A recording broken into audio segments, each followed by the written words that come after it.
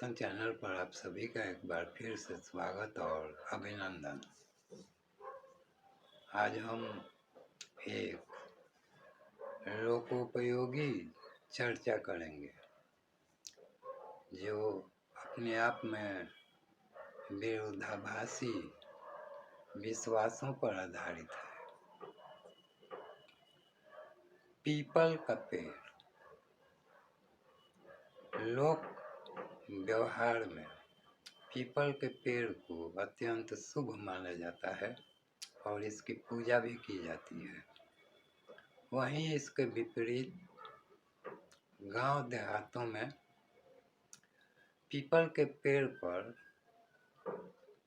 ब्रह्म राक्षस, प्रेत, भूत इत्यादि के रहने की बात भी कही जाती है और कहीं कहीं तो पुराने पीपल के पेड़ पर ब्रह्म राक्षस को देवता स्वरूप भी पूजा जाता है या ऐसी धारणा है और उनको बरहम बाबा बोला जाता है, विशेषकर यूपी बिहार के क्षेत्र में। तो सज्जनों, इसमें ध्यान देने योग्य बात यह है कि एक तरफ तो पीपल का पेड़ अत्यंत शुभ है और पवित्र है और ऐसा भी कहा जाता है कि पीपल के पेड़ की गुणवत्ता कुछ ऐसी है कि रात्रि में भी वह ऑक्सीजन छोड़ता है, जबकि अन्य पेड़ पौधे रात्रि में कार्बन डाइऑक्साइड छोड़ते हैं। तो सज्जनों, इस चर्चा का उद्देश्य ये है कि पीपल के पेड़ को क्या माना जाए, शुभ माना जाए या उस पर वायवीय योनि के प्रेत, ब्रह्म राक्षस इत्यादि के निवास के कारण उसे अशुभ माना जाए। गीता में भगवान श्री कृष्ण ने कहा है कि वृक्षों में मैं अश्वत्थ हूँ, अर्थात पीपल का पेड़ हूँ। तो इससे तो यही साबित होता है कि पीपल का पेड़ ईश्वर स्वरूप है, क्योंकि भगवान श्री कृष्ण ने स्वयं अपने मुखारविंद से गीता में कहा है कि वृक्षों में मैं अश्वत्थ वृक्ष हूँ।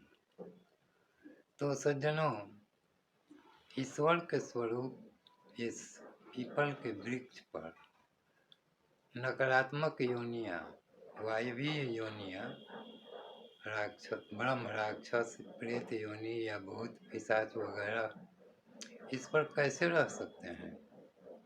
ईश्वर के समक्ष या ईश्वर के सानिध्य में रहने पर तो इन योनियों की मुक्ति हो जानी चाहिए। तो यह गजब का एक विरोधाभासी विश्वास हमें देखने सुनने में आता है कि एक तरफ तो स्वयं ईश्वर कहते हैं कि पीपल का वृक्ष उनका स्वरूप है और दूसरी तरफ लोक मान्यता है कि पीपल के पेड़ पर अशुभ योनियों का निवास होता है।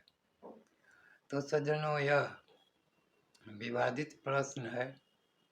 इस पर हमें किस प्रकार निर्णय लेना चाहिए कि पीपल का वृक्ष शुभ है या अशुभ है।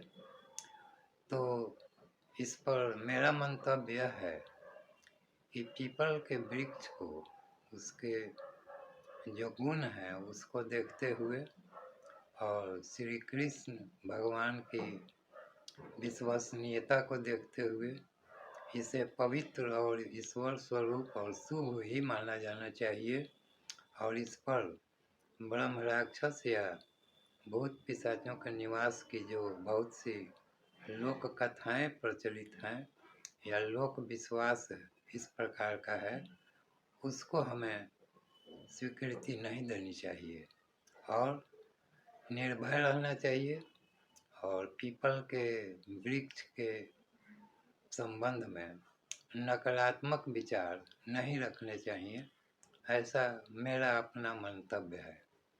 तो सज्जनों, इस वीडियो में बस इतना ही। फिर मिलेंगे अगले वीडियो में इसी प्रकार किसी धार्मिक, मांत्रिक, आध्यात्मिक या ईश्वर अनुसंधान संबंधी चर्चा विमर्श के साथ। धन्यवाद।